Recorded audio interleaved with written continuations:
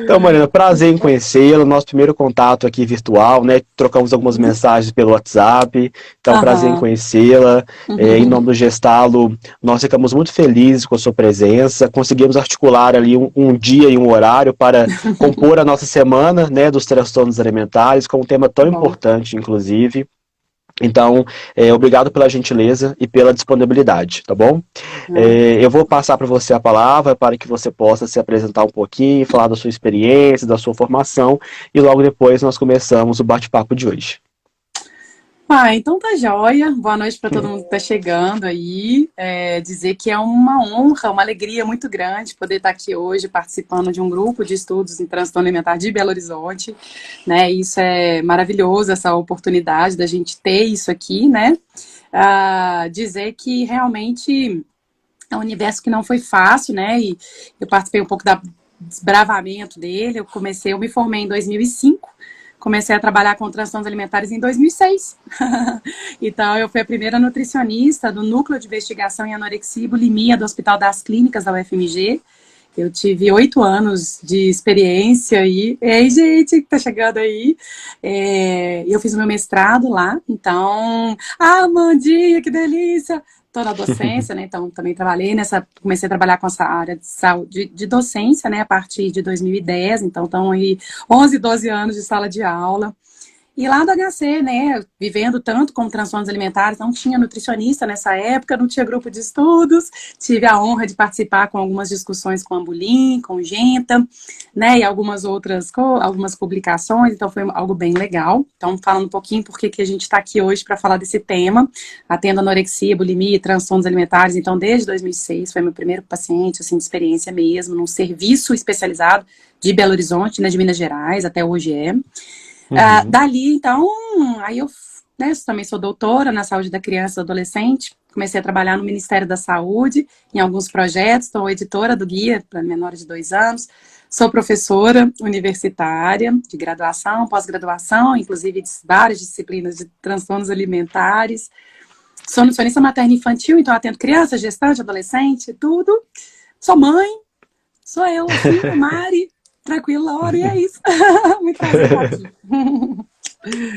É um currículo que fala por si só, né? Eu acho que teremos uma conversa muito interessante aqui hoje. Eu acho que compartilhar um pouquinho também da sua experiência conosco para nos ajudar a entender um pouquinho sobre o TARI, né? Você mesmo disse no seu stories hoje mais cedo que o TARI é muito pouco falado, né? Não tem tantas evidências como bulimia e TCA, por exemplo. Então a gente tem que cada vez mais falar sobre o TARI, ainda mais na infância, na adolescência, o papel da família, das escolas, dessa Uhum. conscientização mesmo, né?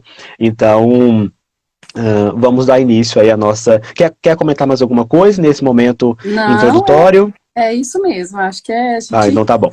entrar nesse universo Ok. mesmo. Então, Mariana, vamos começar pelo ponto mais importante, assim. Então, o que seria o TARI? Tá. Olha, o TAR é o transtorno alimentar restritivo evitativo e eu que já tendo transtornos alimentares antes da DCM-5, né? Na época do DCM-4, até falei isso na live que eu fiz agora há pouco, a gente tinha muita dificuldade no hospital das clínicas quando chegava uma criança que não tinha uma relação de vivência dolorosa com o corpo, com a autoimagem, mas ela desenvolvia um certo sofrimento aí sobre a relação com ela tem com a comida. Então, muitos serviços encaminhavam para a gente e a gente até brincava, né? Ficar no NIAB, né? Caso para o NIAB, porque realmente não é um universo fácil, assim, né? Os pacientes, é um ambulatório psiquiátrico, né? Então a gente sabe dos desequilíbrios emocionais que a gente está vulnerável e que aconteciam lá. Então, até essa terceira, quarta edição, a gente não tinha esse manual. Então, ou seja, isso é muito novo, né? Assim, é só até da quinta edição para cima é que a gente, graças a Deus, teve o adendo. Isso foi até solicitado pelos psiquiatras na época, né? Pela própria entidade psiquiátrica, fizesse um adendo sobre o transtorno alimentar restritivo e evitativo. Então, a psiquiatria solicitou esse adendo para que falasse sobre um transtorno alimentar que tivesse um impacto no crescimento e no desenvolvimento. E eu preciso fazer uma ressalva, que eu falei na última live, que muitas das mães que chegam, e são várias, centenas, que chegam e falam, meu filho não come, né? E entender que essa criança que não come, a gente tem que saber qual é a criança ou adolescente que a gente está vendo. Se ela realmente tem uma recusa alimentar, que é vinculada a uma seletividade alimentar, ou vive uma dificuldade, que há uma vulnerabilidade maior para desenvolver um TARI. Então, a criança, mesmo em seletividade, ela também, existem estudos atuais que mostram que ela tem um risco de desenvolver o TARI. Então, assim, e há realmente um desconhecimento sobre esse tipo de classificação. Eu fui professora 3 anos de uma pós-graduação de medicina do Brasil, né? O IPMED, ela é bem famosa. E aí eu estava viajando demais com um menino pequeno, né? E aí eu pedi para sair da pós, mas eu fui muito feliz nesses 3 anos. E era uma pós-graduação que era residência em nutrologia. Então, os médicos desconhecem completamente o TARI. E aí, assim, eu já dei aula, muitas turmas, e diversos deles falam que nunca deram. Eu perguntava, né? Quantos de vocês aqui já deram um diagnóstico de transtornos alimentares e até um atestado de óbito, por exemplo? Então, as doenças de ordem alimentar, seja TARI e o transtorno alimentar, são compatíveis com a vida, né? Assim, são compatíveis com a vulnerabilidade da vida, porque as doenças psiquiátricas são. Então, a primeira coisa é entender que há um desconhecimento, e sendo desconhecido, há uma subnotificação da identificação e da intervenção. Então, tem muita criança que nutricionista trata no seu consultório como recusa alimentar e a criança está em dificuldade alimentar. Então, esse manejo, esse cuidado na avaliação, ela é fundamental, assim, ela tem que ser sensível para identificar isso, sabe? Porque isso pode levar a algo mais grave, assim, tá? Sim. Então, assim, eu vou seguindo, você quer perguntar mais alguma coisa, assim? Eu queria só continuar o seu raciocínio perguntando sobre características. Como que se aparece esse transtorno na clínica? A demanda vem da família? Como que geralmente a família fala sobre essa demanda? Como que a criança reage a essas demandas? Como que você percebe isso na clínica? Então, igual eu falo, até a Amanda, as meninas, minhas alunas sabem, eu sou muito baseada na evidência científica. Então, a gente tem que pegar os manuais critérios diagnósticos que a gente tem da ciência. Então, é interessantíssimo a gente falar hoje que o TARI não está dentro dos transtornos alimentares, né? O TARI, ele tem um adendo, que ele tem um CID, um código, na verdade, né? Não de CID, né? Mas um DSM, uma classificação, perdão, do DSM separado. Então, eu até falo para meus alunos lá de medicina, falo, anota esse código aí se vocês quiserem. Então, é outra coisa, né? Então, a primeira coisa que a gente tem que entender, que nós estamos aqui falando hoje de um transtorno alimentar restritivo evitativo, e não transtorno alimentar, que hoje é incorporado no DSM-5. Eu sou tão doida que eu já até li as partes para dar aula, e ainda mais que eu dou aula ajudando a dar o diagnóstico, né? Porque no ambulatório eu fazia parte da equipe clínica de suporte, então eu era profissional ali dentro, inclusive tá ali, acho que foi minha aluna, né? E lá no IPMED. E aí eu lembro que eu fazia esse diagnóstico, assim, junto, sabe? Assim, opa, como é que a gente vai diagnosticar ou não? Então, isso muito bem. Na prática clínica, é muito importante, eu falo sempre dos feelings da consulta, tá? Então, vamos lá. A primeira coisa que a gente tem que investigar, a primeira coisa que a gente tem que olhar quando a gente atende uma criança que não come, é separar se eu estou lidando com uma seletividade alimentar ou uma dificuldade alimentar. Eu queria compartilhar aqui um quadro. Você me deixa compartilhar aqui um quadro? Claro. Eu vou compartilhar com vocês aqui uma foto de um quadro que quem é meu aluno sabe que eu já fiz.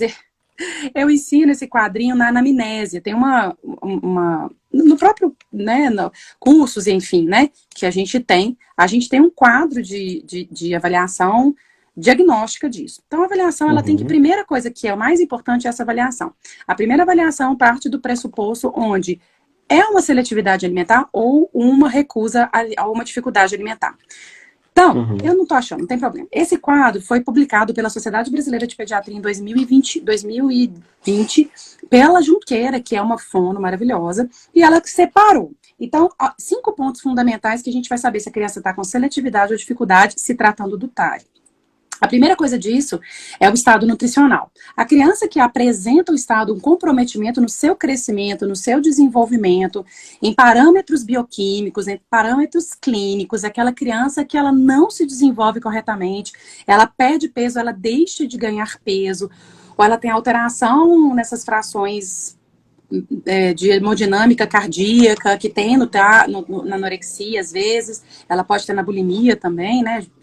Esse ano quase perdi uma paciente assim. Então, assim, a gente tem esses quadros, assim, bem graves. Esse é um ponto. Quando a criança, ela tem alteração no estado nutricional, ela está em dificuldade alimentar. Quando ela não tem, ela está dentro de uma seletividade. Certo? Pronto. Isso é bacana da gente se organizar. Deixa eu fechar meu WhatsApp. Bom, a partir disso, então, é bom esse olhar clínico, técnico, né? Eu lembro sempre do Dr. Roberto Assis, que é um pai ali da ebiatria. Ele foi um grande amigo meu, consultor. Ele falava assim, o profissional que atende transtorno alimentar, ele tem que saber olhar o sujeito na sua miúde. Ele primeiro tem que estar vivo. O paciente com transtorno alimentar ou com TAR, ele tem que estar vivo, senão você não trata o paciente. Então, a gente não pode negligenciar o quadro clínico, que é uma coisa que eu faço muito. Eu vejo ser paciente com anorexia ou bulimia, vai para o cardiologista, vai para o clínico, vão pedir exame e tal. E se está com TAR, mesmo jeito, manejo clínico, vamos avaliar como que está o estado nutricional. Partindo do pressuposto que ele teve, a gente vai começar a olhar as questões sensoriais, as questões vinculadas com o próprio alimento.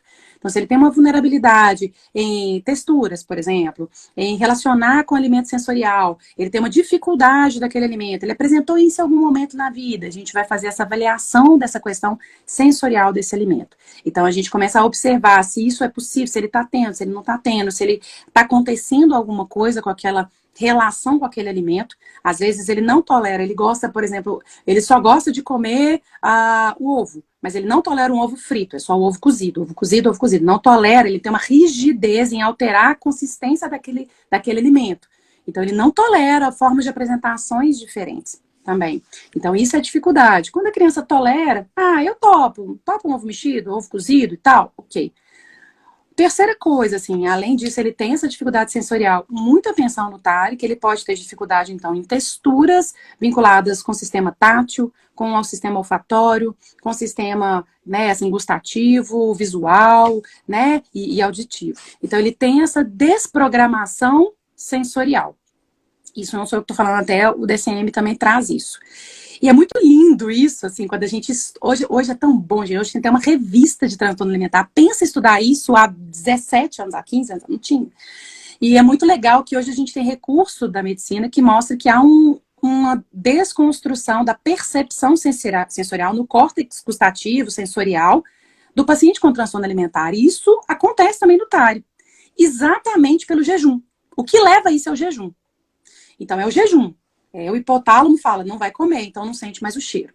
Até então, eu estou avaliando a criança, mas eu não estou sabendo se ele está com TARI ou anorexia, certo?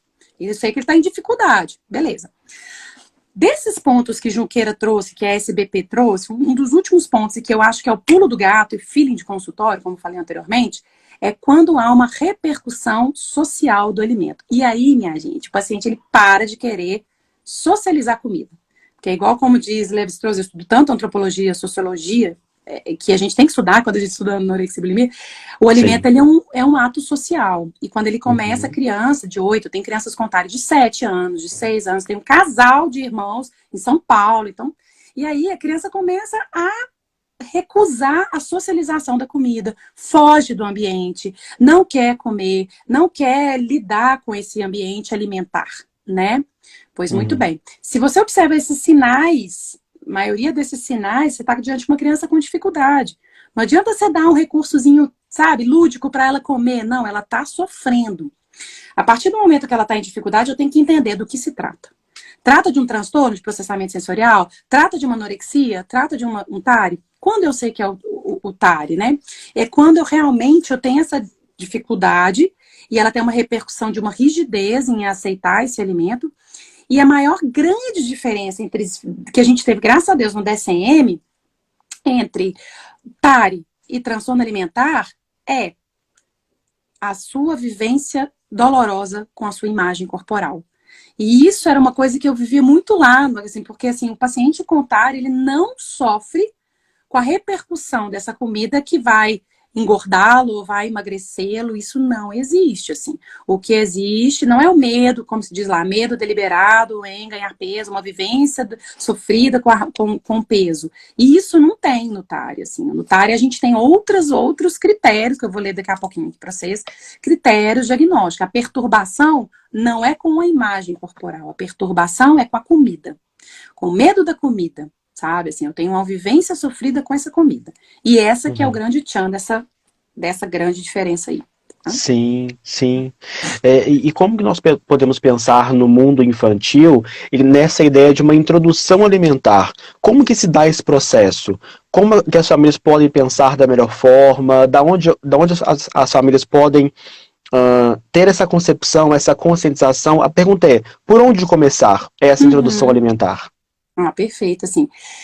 Eu falo isso assim com muita empatia. Hoje eu desenvolvo uma pesquisa de pós-doutorado em programação metabólica. E por que eu estou falando isso? Porque a gente precisa pensar que a gente constrói o adulto na infância.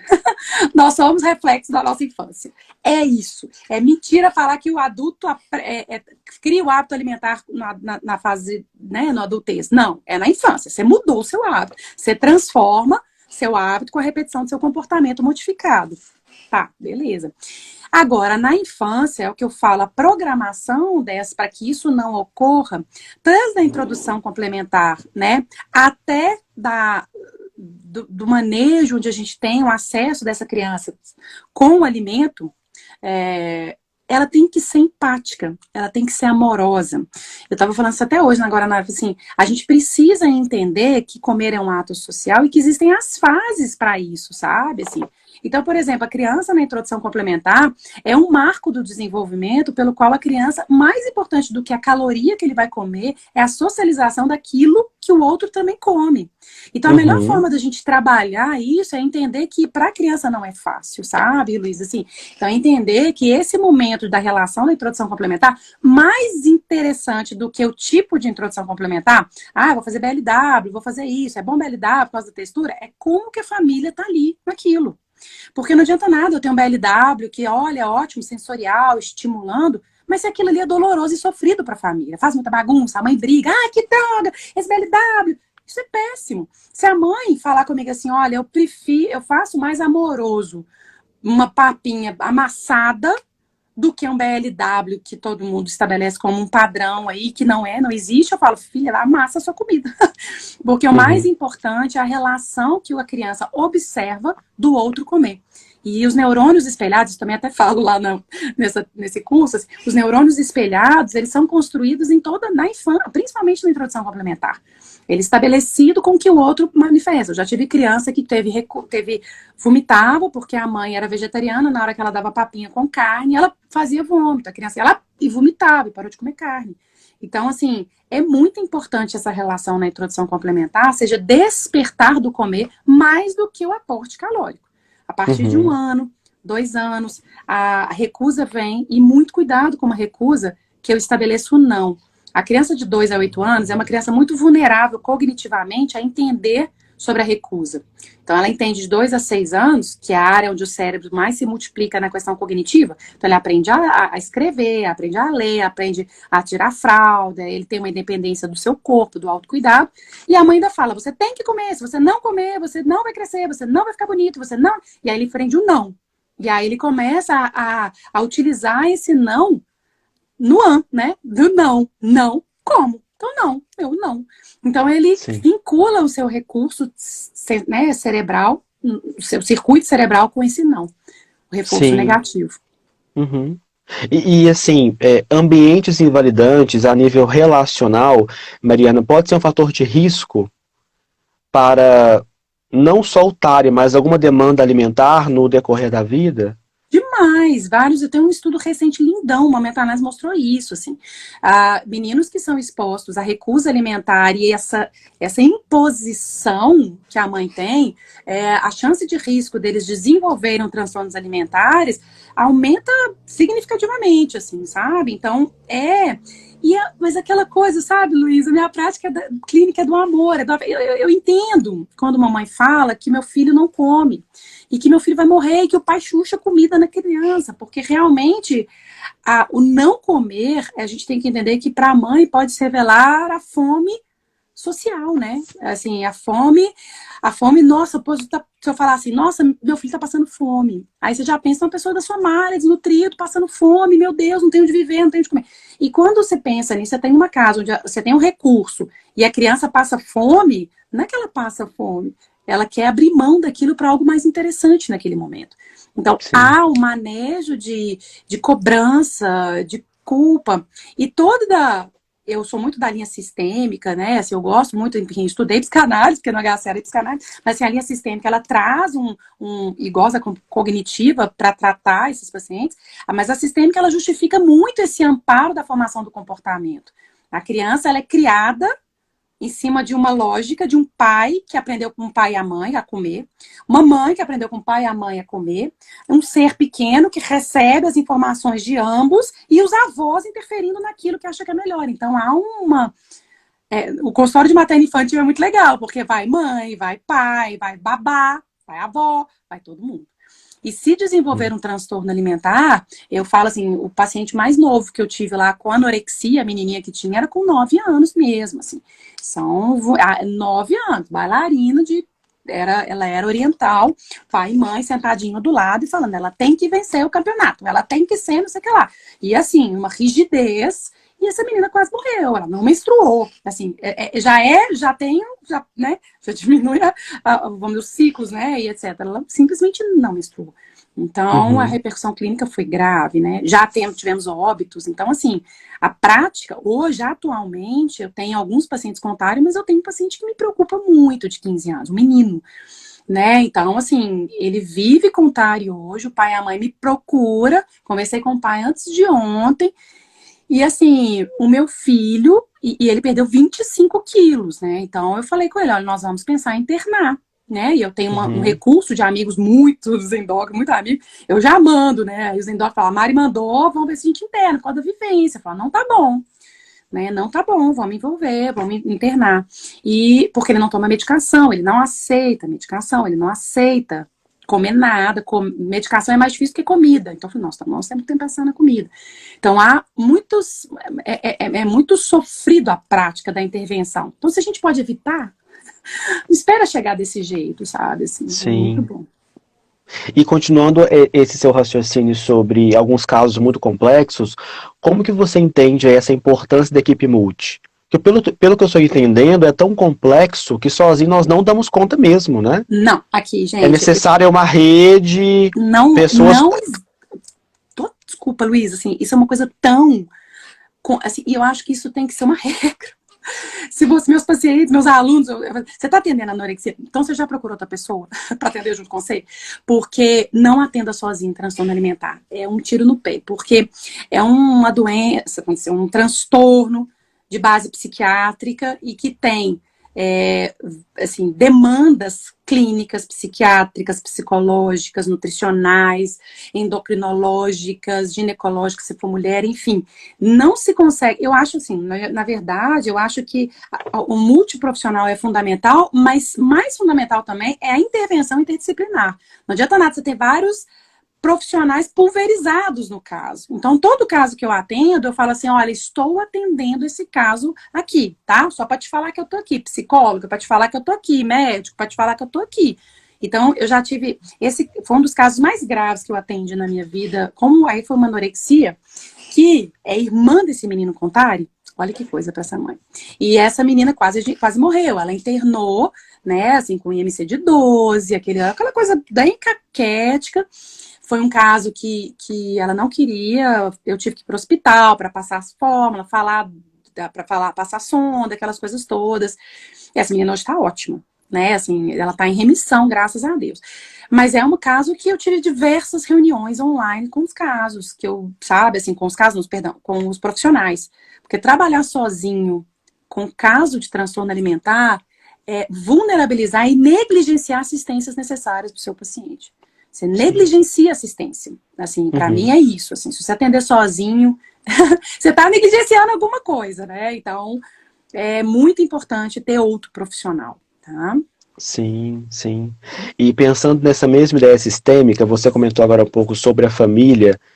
Como que a família entra nesse tratamento, né, Mariana? Porque a família, digamos, tem duas intervenções: o acolhimento com as demandas da família e depois como que as próprias pessoas podem se tornar agentes do cuidado mesmo durante o tratamento, né?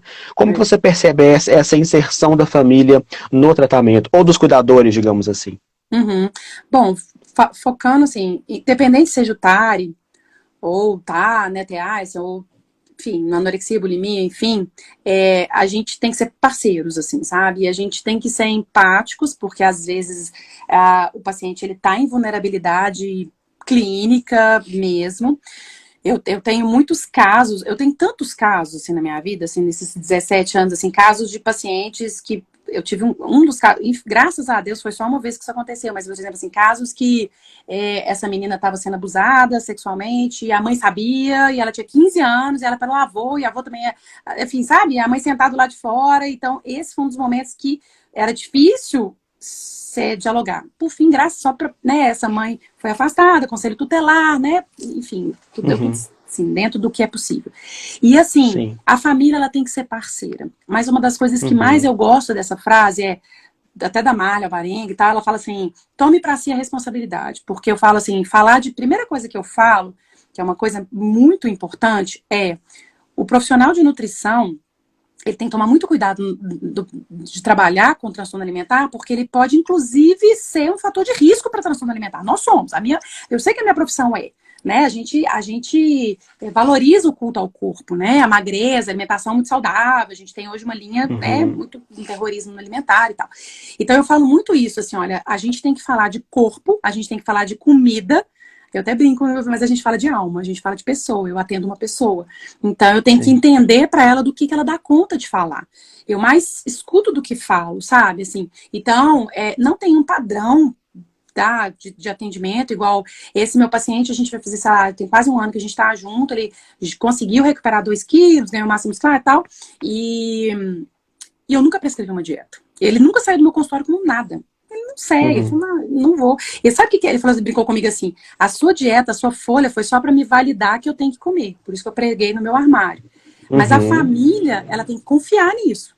A família tem que te sim. dar o crédito para parar de falar sobre comida, parar de falar sobre alimento, e se for a anorexia e bulimia, sobre o corpo, porque é isso Uhum, você alimenta o sintoma. Né? Quando você alimenta o sintoma com a fala, você estimula cada vez mais a consolidação daquele transtorno. Então eu falo, para de uhum, falar de comida. Aí é muito difícil, assim, só eu dar um exemplo para você, assim, eu tenho muito exemplo sim. prático, assim, né? Nossa, minha vida é um caso. Aí, assim, esse menino mesmo, assim, porque eu tô na evidência, na eminência desse caso, assim, ele parou de comer, ele ficava em jejum 3 dias, ele tinha muito nojo, ele tem ele tem um TARI clássico. Aí eu virei pra ele e falei assim: olha, o que você mais gosta de comer? Ele adora comer doce. Doce, doce, e aí ele começou a comer muito doce. E aí, tipo, mas assim, da mãe acordar, tinha 2 dias que eu tava, acordava de manhã, tava comendo 3 bolas de sorvete com leite condensado, e aí comendo, e a mãe. Aí o pai viu isso, o pai é mais rigoroso, o pai virou e falou assim: pô, mas você tá comendo doce? Aí aquela sensação assim, ai meu Deus! Aí eu até brinquei com ele, falei, mas pelo menos você tá comendo alguma coisa, né? Que bom que você tá comendo, né? Assim, aí ele até ia virar pro pai e falar assim, então tá bom, vou parar de comer doce também, que aí eu paro de comer tudo. Então, assim, há uma rigidez e uma cobrança, porque pelo terrorismo. Aí a mãe me manda, o pai manda um áudio de 5 minutos falando, porque você sabe, o tanto que o açúcar, ele é tóxico, ele faz muito mal. Aí eu me aproprio do meu lugar e falo, olha, eu estudei um pouquinho pra isso do açúcar, e pra ele não tá sendo tóxico, não. A gente vai fazer um exame agora, vamos mensurar pra você ficar tranquila. Então a gente credibiliza a dor do outro, valida o seu sofrimento para o processo terapêutico. Eu sou terapeuta nutricional, vocês são os pais, o que ele precisa é de afeto e carinho, sabe? Respeito. Então, para ele está sendo muito difícil falar cada vez mais disso. Aí ele vai pro quarto, aí ele se mutila, ele já tentou suicídio 3 vezes, enfim, aqueles casos clássicos, né? É muito difícil. Uhum, sim, sim. Falo muito, né? Não, isso é ótimo. E me conta, Mariana, como que você percebe aí, baseado na sua experiência e também nos dias de hoje, em relação a nível de saúde, o quanto que os profissionais talvez não estão se capacitando para os transtornos alimentares, mesmo os que trabalham nessa área, parece que falta um pouco mais de estudo. Como que você percebe aí essa ideia das atualizações, dos estudos, dos colegas da saúde? É, assim, no meu ponto de vista e do ponto de vista da ciência até, né, a gente sabe que há subnotificação de casos porque alguém atendeu e não identificou. Então, não é fácil identificar, né? Como diz lá o doutor Roberto, a anoréxica, ela escorre pelas mãos, né? O bulímico, ele vai te falar o que você quer ouvir.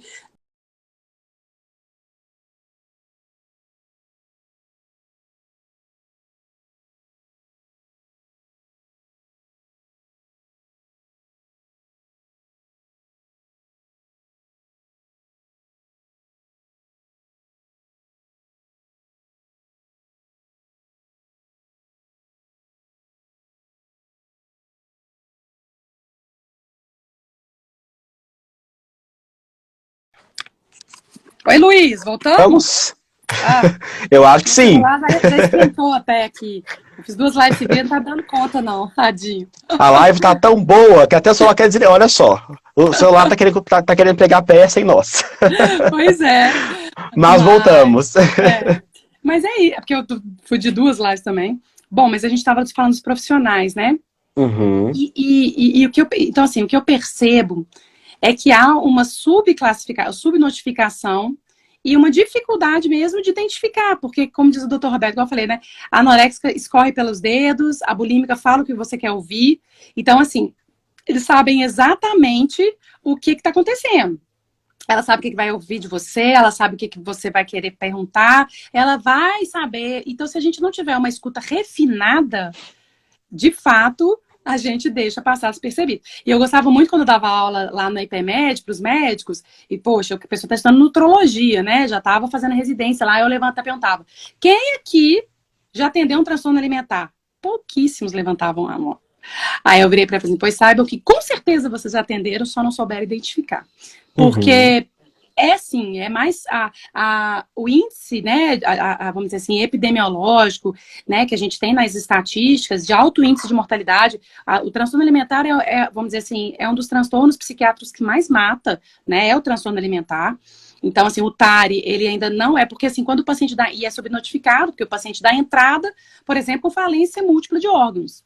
Aí, qual que é o atestado de óbito? Falência múltipla. Ou a bulímica, ela teve uma parada cardiorrespiratória, porque muito, inclusive é gravíssimo a quantidade de, né, assim, o risco dela ter uma parada cardíaca. E aí, qual que é o óbito? Né? E aí eu me lembro disso que teve um cara lá que falou uma vez: nossa, é mesmo, uma vez eu dei um atestado de óbito, mas a menina era tão magrinha. Falei, então, assim, uhum, é subnotificado, os profissionais, e eu nem sei, assim, Luiz, se eles querem. Então, uma forma que eu ajudo e que eu falo é que a gente tem os inquéritos, né? Há muito. Eu falo, olha, então peguem 3. Hoje em dia, assim, eu sei que não são poucos validados, mas é algum recurso. Então, pega um IT, pega um Byte, pega um BES, que seja, que BES está desclatado, ainda está com TCAP, mas que é melhor do que você não ter nada, sabe? Assim, então, eu disponibilizava para todo mundo, eu acho que isso tem que chegar para todo mundo, esses inquéritos de avaliação, para não passar despercebido. Então, um inquérito que o paciente faz na sala de espera, tá? Então, não dá para você achar que com a sua expertise você vai deixar, você vai conseguir mesmo. uhum, Que o paciente, você vai sacar que o paciente tem transtorno. A não ser que você tenha essa vivência, sim, falar, então, né, então, sabe? uhum, sim, sim, Mas há um despreparo e um despreparo, um desconhecimento e uma falta de vontade, porque são casos difíceis, assim. São casos complicados, são casos que não melhoram, são casos assim, uhum, é difícil melhorar, o paciente tem um sofrimento, sabe? Assim, então, a alta não é uma coisa comum com o paciente com transtorno, né? uhum, sim. Não, não é fácil. E como que você percebe, Mariana, na prática clínica, a comorbidade com outros transtornos psiquiátricos? Muito comum, assim, uma coisa assim, infelizmente, né? Há assim, até se confunde o diagnóstico, né? E eu acho tão importante a equipe do psiquiatra, como a gente falava lá no NIAB, a gente não começava o tratamento se o psiquiatra não avaliasse para a gente saber de quem que a gente está tratando. né? Porque a intervenção nutricional, a intervenção clínica, a intervenção terapêutica, para uma pessoa com uma neurose é uma, para uma pessoa com uma psicose é outra, sabe? Assim, eu tenho que entender da dinâmica desses outros transtornos, sabe? Seja na neurose, uma ansiedade generalizada, seja uma depressão, seja uma... Enfim, eu preciso entender. É muito interessante porque se confundem, sabe? Assim, às vezes há sintomas comuns igual TARI, tem coisas comuns à anorexia e bulimia, e que ambos os dois podem ter TAG, sabe? Você tem lá um transtorno de ansiedade generalizada nos dois, sabe? Então, assim, tem que ter uma boa leitura. Eu acho que há muitas... na psiquiatria é muito comum isso, né? Assim, até no próprio manual ele escreve isso muito. É muito comum sintoma também vir com outras coisas associadas, sabe?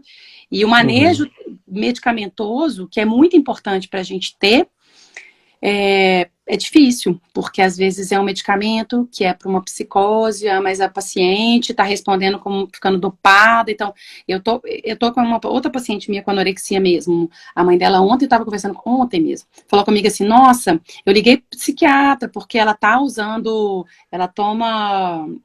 Eu esqueci o nome da medicação, e ela tá ficando dopada, já tem um ano que ela tá em remissão. Uma paciente, graças a Deus, também que melhorou, é uma outra.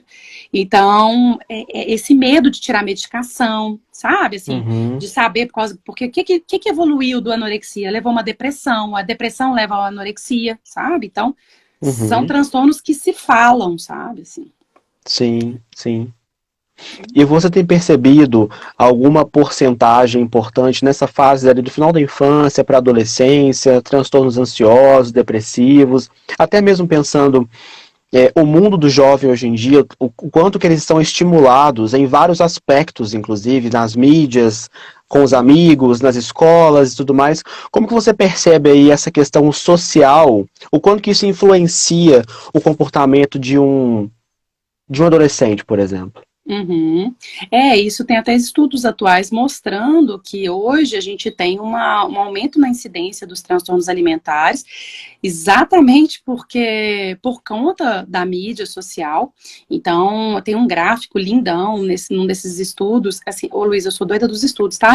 Os meus alunos sabem, assim, você me pergunta uma coisa, eu já penso no estudo, porque é acadêmica, né? Eu sou mais, assim, então, assim, tem esse estudo que mostra que, só para você ter uma noção, houve um aumento de mais de 110% nos procedimentos estéticos depois dos filtros de Instagram. Então, há vamos dizer assim, uma desfiguração, sabe, assim. E outra coisa que é muito boa aqui também, eu gostei e achei, assim, achei bom também, essa minha paciente que tinha anorexia e bulimia, eu falei com ela, falei, eu acho que você tem um transtorno alimentar e tal, mas eu também achava que ela tinha um outro transtorno que fazia parte no DSM-4, que é o transtorno dismórfico corporal.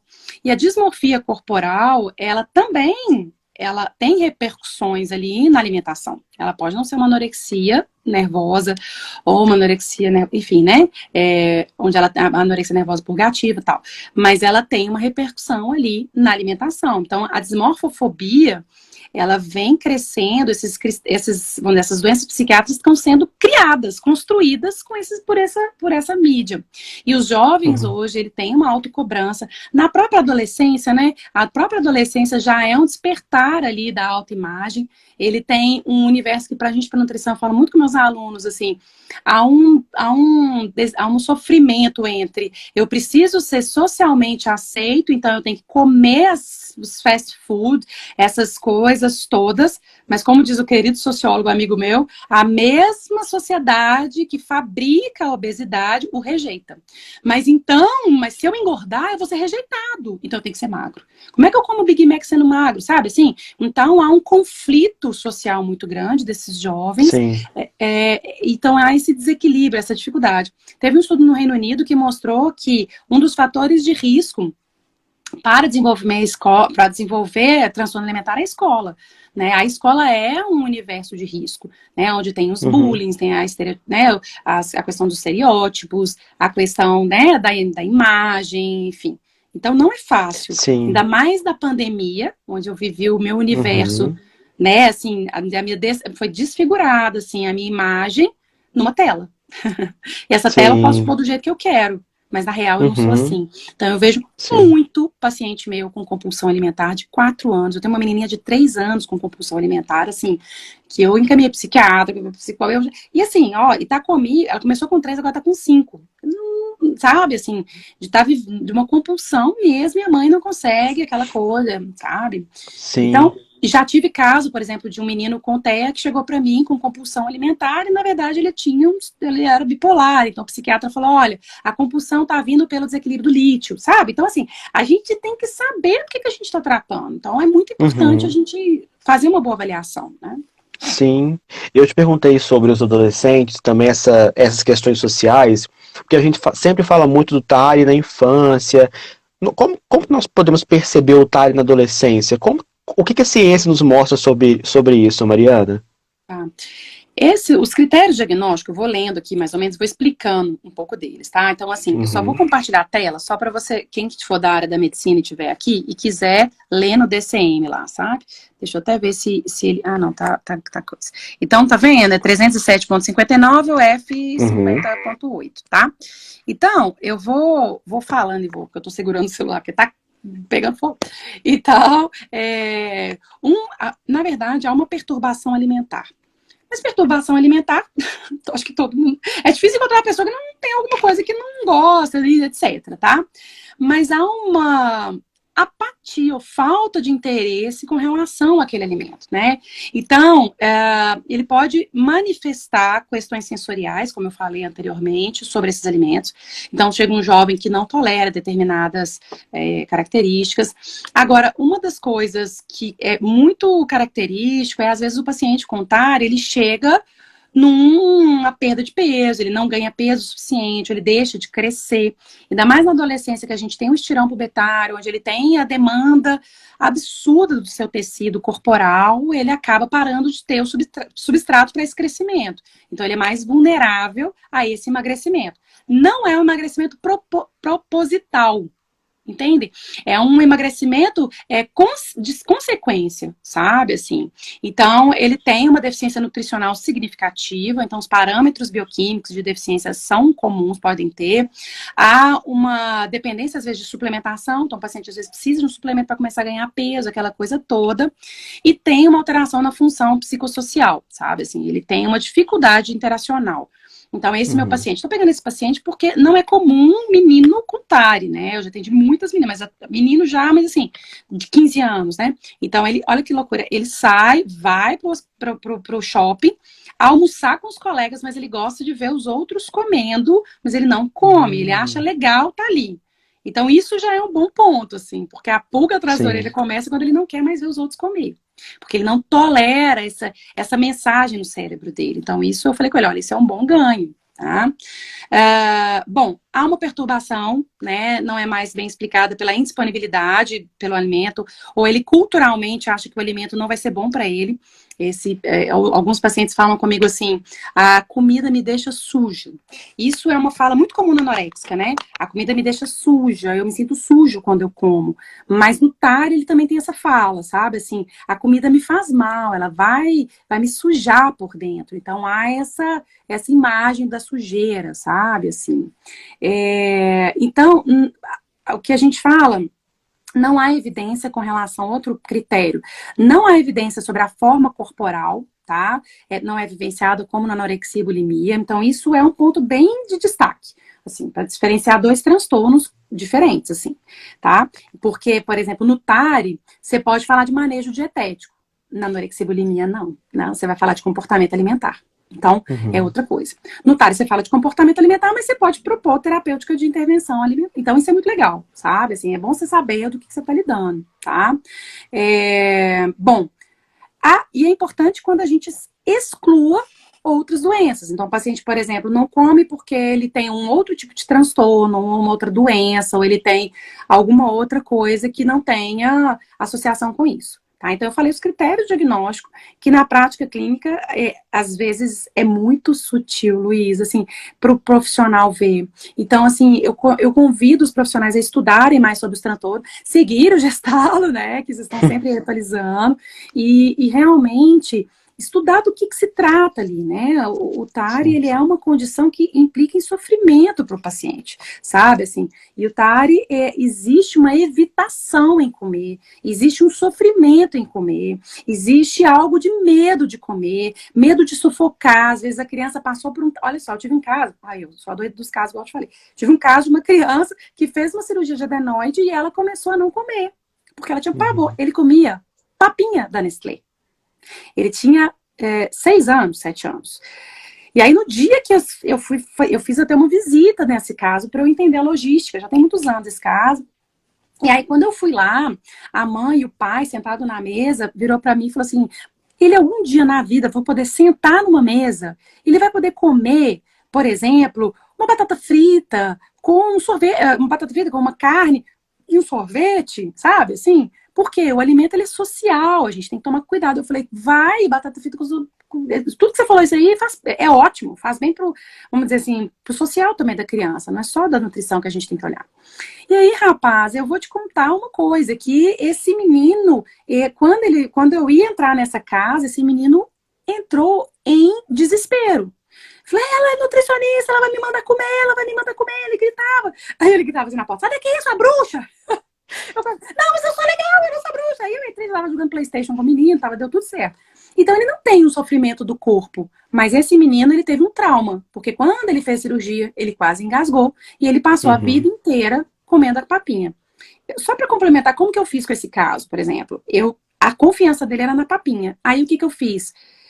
A gente foi comendo a papinha, mas a primeira coisa é mostrar para ele que ele comia comida da casa e a dona, né, a mulher que cozinhava lá, falou, ó, a gente pode misturar um pouquinho da comida dela na sua comida da papinha?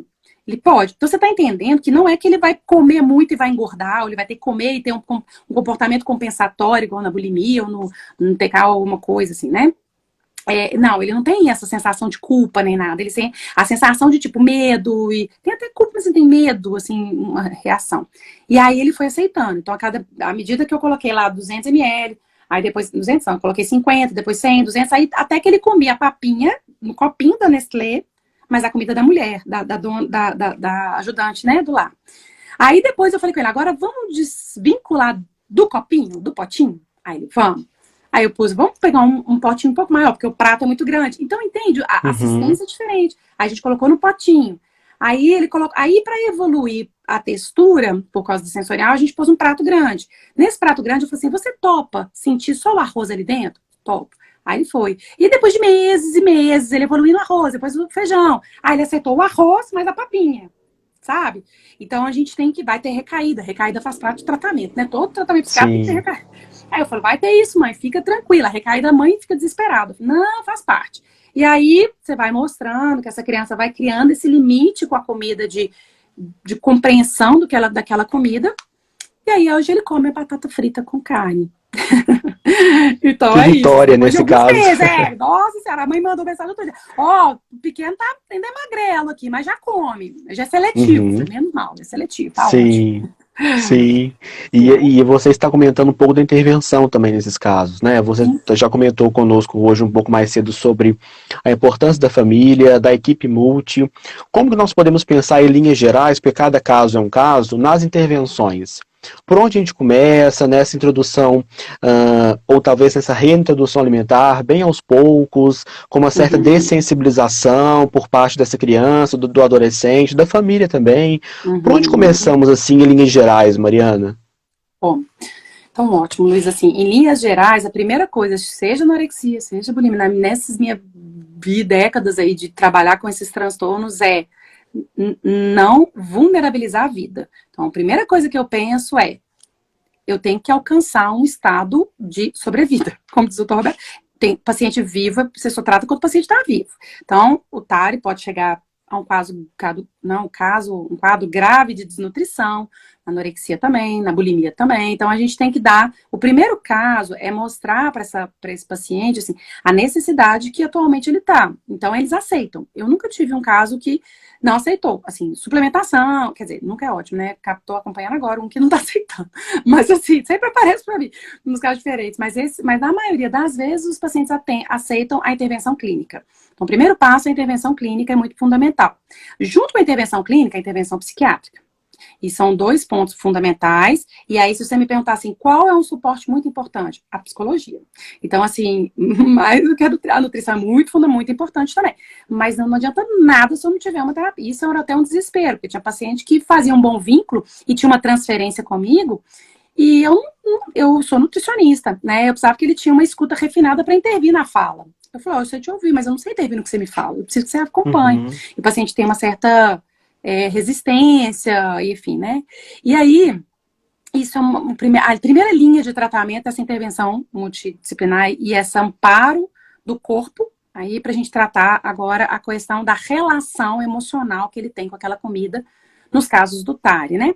Então, ali, o primeiro momento que a gente tem que ser é uma visão empática, que aquilo realmente é difícil para o paciente, sabe, Luiz? Assim, o paciente que vive com TARI, ele está sofrendo. E eu preciso que a família entenda isso, sabe? Então, eu entendo, eu valido a dor do paciente. Então, uma das coisas que eu falo muito é o lugar de confiança, que ele pode confiar que eu nunca vou propor para ele algo que seja que ele não dê conta, sabe? Então, assim, eu crio esse amparo de confiança para ele como nutricionista, porque eu tô lidando com o maior desafio da vida dele.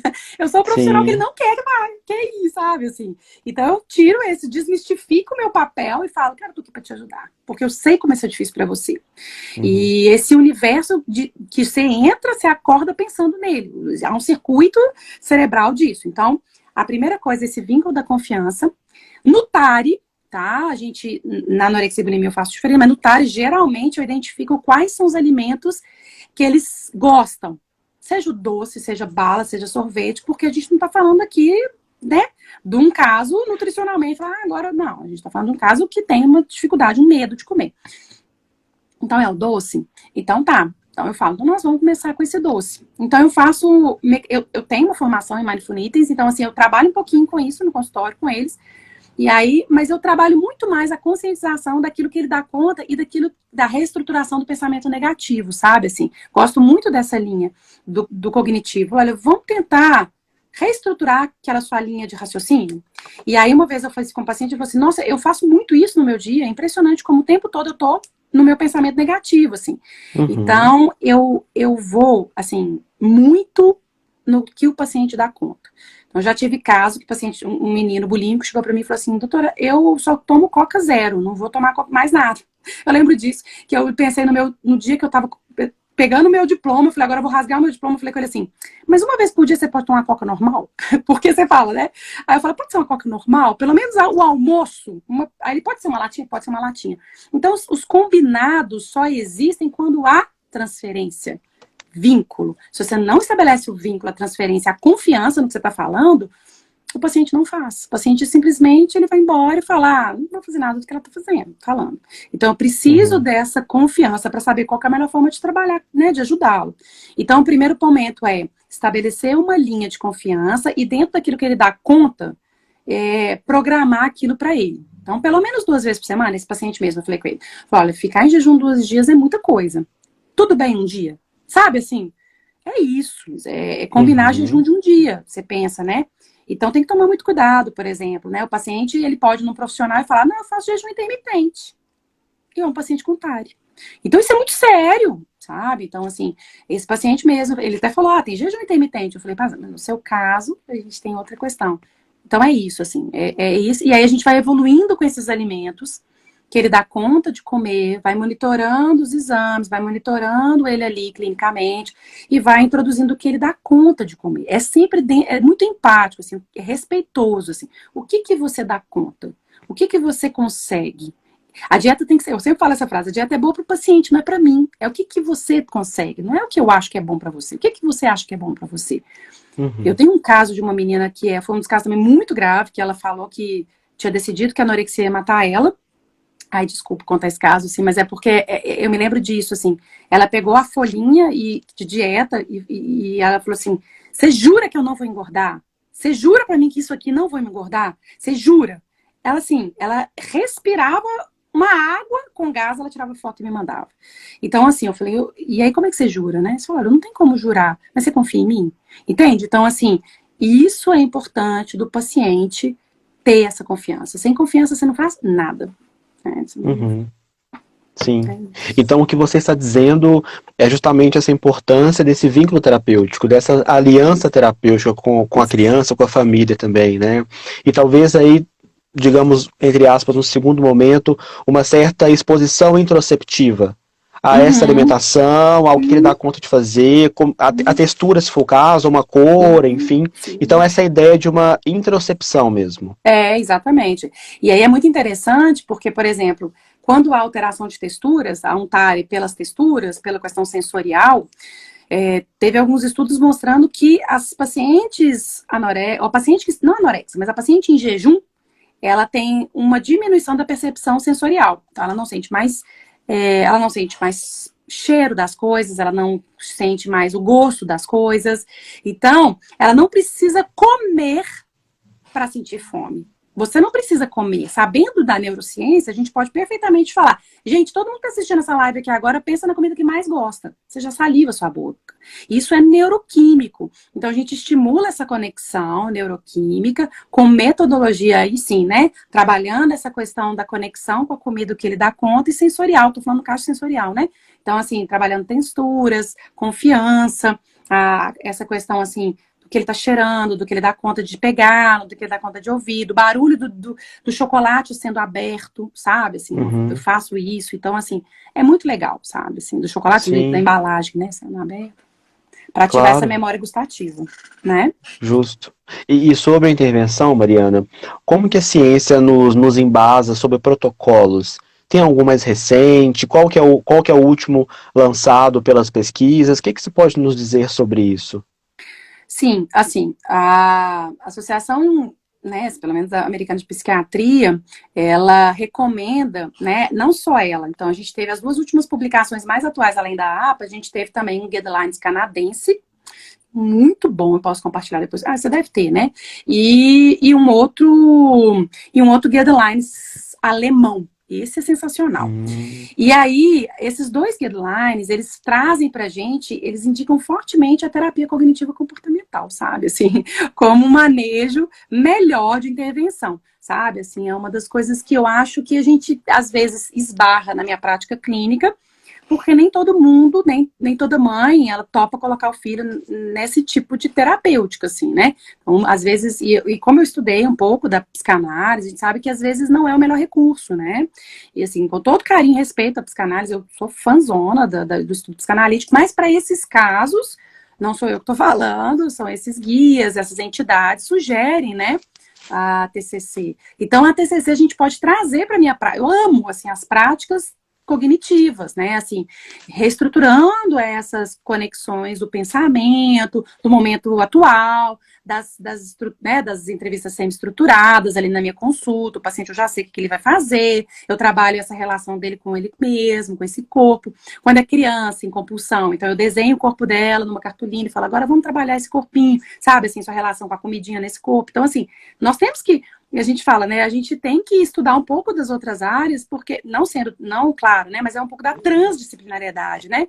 Que a gente precisa entender o limite terapêutico, óbvio, respeitar, mas ali o paciente eu preciso ter recurso terapêutico que seja resolutivo. Senão, eu não resolvo o problema do meu paciente, né? sim, É sim. isso, tá? Interessante isso que você está comentando sobre a intervenção trans, porque Uhum. enquanto temos uma Nutri falando sobre terapias cognitivas, temos um psicólogo falando sobre comer intuitivo, como Tá que estamos lindo. falando da mesma coisa, né, e É, respeitando os limites da profissão, mas de repente, pensando no curto prazo, no médio prazo, o trans pode ser uma intervenção aí, talvez a mais é. importante no que tange transtornos alimentares, né, Mariana? Sim, sensacional. Eu acho que você sabe que você me falando aqui me veio assim que eu acho que eu não tenho, eu atendo criança de tudo quanto é jeito, mas no transtornos alimentares não tem como não ser trans, não trabalhar com a trans. É assim, é muito difícil você não ser transdisciplinar quando você escuta um paciente que está em sofrimento mental, né? E Sim, psiquiátrico, não tem jeito. Eu falo com meus pacientes, o paciente fala, olha, eu vomito tudo que eu como. Aí você fala, não liga não, hoje você não vomita, toma aqui sua dieta. Não, não é assim. Você tem que saber que sim, tem um sofrimento, né? claro, Isso. claro. Que ótimo, Mariana. E tivemos uma pergunta aqui. Quando geralmente você indica a internação num caso clínico e os pais não aceitam, como manejar essa situação? Ou Então, como você maneja geralmente, né? sim, assim, é muito raro o pai não aceitar. Se isso aconteceu, o pai tem que assinar um termo, porque eu não indico internação sozinha, né? E a Uhum, internação desses casos, quando eu participo, já teve caso que eu sugeri a internação para o médico, aí pedi para ir para o médico, aí o médico já saiu do consultório médico para internar, né? uhum, Então, nesses casos, assim, quando o pai não aceita, ele tem que assinar uma carta, porque se é menor de idade, isso é negligência, né? Se a gente está falando que tem que sim. internar, né? Então, Uhum, isso não tem. E tem os critérios que nesses guidelines saiu, principalmente da Alemanha, quais são os critérios que tem para ele. Quando o paciente. Aí tem uma tabelinha, não vou lembrar de cor. Se vocês quiserem, eu até mostro aqui para vocês. Deixa eu ver se eu acho. depois você compartilha conosco para que nós Tá, mas possamos tem, divulgar assim, o também. IMC abaixo de 12, ou paciente que reluta, o paciente que está em vulnerabilidade, assim, né, de autoextermínio, enfim, tem uma série de critérios clínicos, uma Uhum, instabilidade hemodinâmica, uma instabilidade cardiovascular, né, o paciente, enfim, tem vários critérios que é legal uhum, para quem trabalha na prática, tá, assim, por isso que eu falei, a primeira coisa, a primeira linha é saber se tá tudo bem, se você pode trabalhar com o paciente. Tem um paciente que eu não sim. tenho segurança, que eu falo, olha, eu não tenho segurança de continuar com você no consultório, Uhum, né? Esse meu sim. paciente sabe, esse meu paciente do TARI, eu falei com ele assim, olha, e às vezes a gente tem que ser, você como da área da terapia sabe, às vezes a gente tem que ser um pouco firme, né? Porque a gente é Assertivo. autoridade, sem autoritarismo. Então, na hora eu falei com ele, olha, a gente não tem medicação, a gente não tem suplementação, a gente tem um exame todo alterado, a gente não tem alimentação. E aí não tem Uhum, vida. Com esse medo, desse método, né, dessa forma, não dá para continuar com você aqui. Aí eu vou ter que te levar. Aí ele falou assim, mas aí não tem nada que fura o meu estômago e põe a comida, não? Ele falou assim, tem. Mas você precisa disso? E aí eu fui mais firme, porque eu falei, olha, o que que você vem aqui, né? Tem hora que o paciente você fala uhum, assim, olha, você tá vindo aqui, nós estamos aqui há um tanto tempo, e aí? Aí foi aí que ele começou a ganhar peso, assim, sabe? Então tem sim, certas horas que a gente, né, Luiz, tem que ser mais intervencionista, assim, né? com É certeza. isso. Sim. Mariana, explosão de conhecimentos. Eu te acompanhei aqui, te acompanhando o raciocínio, fazendo reflexões por aqui também. Que ótimo essa live de Delícia. hoje. Foi muito produtivo, muito mesmo. Que bom, Fê. Caminhando já para o nosso final, eu gostaria de perguntar se você queria acrescentar alguma outra informação, deixar alguma reflexão, alguma palavra aí para os pais, para os jovens como um todo. Fica à vontade. Ah, então tá. Bom, Luiz, eu vou falar do meu curso. Eu tenho um curso de recusa alimentar. Quem se interessar, vai lá no meu Instagram, @mari, né, ponto Lana. As inscrições estão abertas. No curso de recusa eu ensino tudo, né? É um curso de 30 horas, é muito bom. Para pediatra, exatamente. Eu ensino, assim, essa sensação de, tipo, eu tô lidando com dificuldade ou tô lidando com seletividade, né? Então, eu falo muito do transtorno, né? A Amandinha linda, maravilhosa, gente. Nossa, é tão bom ver. E eu encaminho tudo pra Amanda. Ah, Amanda, encaminhou pro seu outra semana o pai ali. Então, eu acho que a gente.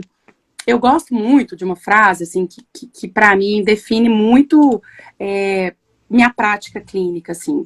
Que é Carl Jung, né? Eu gosto muito do Jung. Ele fala assim: conheça todas as teorias, domine todas as técnicas, mas a tocar uma alma humana, eu desejo que vocês só sejam outra alma humana. Só isso, né? Que a gente trabalhe como pessoas e seres, né? A gente tem uma alma ali na nossa frente. Então é Sim. isso, querida. Eu agradeço o convite. Estou muito feliz de vocês existirem. Eu não sabia. A Xamã tinha falado, cara. Nossa, que vocês cresçam e ganhem, dominem esse mundo lindo aí, que tem vários outros grupos, tá? Tô aqui, ó, super feliz mesmo, tá? Que ótimo, é muito recíproco o sentimento. Nós estamos muito felizes também com a sua participação conosco. Então, novamente, muito obrigado pela disponibilidade, pela gentileza de ceder ali um pouquinho do seu tempo para estar conosco nessa Imagina. live de hoje. Espero que Uhum. possamos estar juntos aqui no futuro breve, inclusive. Sim, Tá senhor, bom? estaremos sim. Conta comigo, viu, querida? Tudo de bom.